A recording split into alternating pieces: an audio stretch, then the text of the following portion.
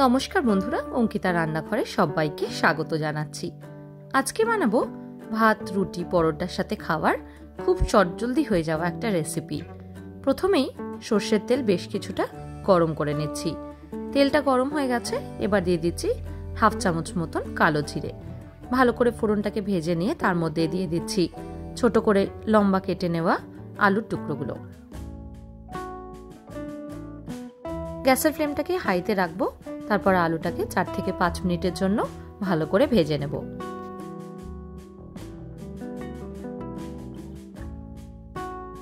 আলুটা ভাজার সময়তেই দিয়ে দিচ্ছি পরিমাণ মতো নুন, আর তারই সঙ্গে দিয়ে দিচ্ছি হাফ চামচ মতন হলুদ। হলুদটা খুব বেশি দেওয়ার প্রয়োজন নেই, হালকা দিলেই কিন্তু সুন্দর একটা রং চলে আসবে।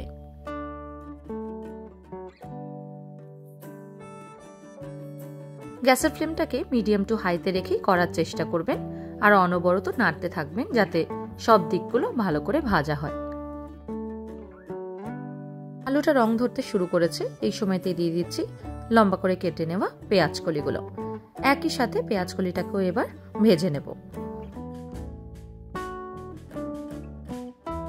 পেঁয়াজ কলি ভাজতে কিন্তু খুব বেশি সময় লাগে না, তাই চেষ্টা করবেন আলুটাকে ভালোভাবে ভেজে তারপরে পেঁয়াজ কলিটা দিতে।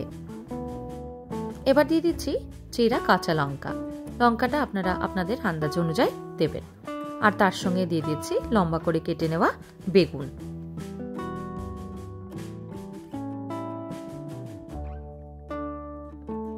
সমস্ত কিছু এবার খুব ভালো করে ভাজতে থাকবো যতক্ষণ একদম নরম হয়ে আসছে।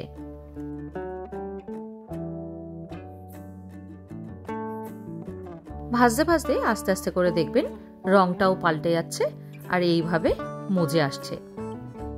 হাতে সময় কম থাকলে এইভাবে একবার আলু, পেঁয়াজ কলি আর বেগুন ভেজে দেখুন, খেতে কিন্তু অসাধারণ লাগে।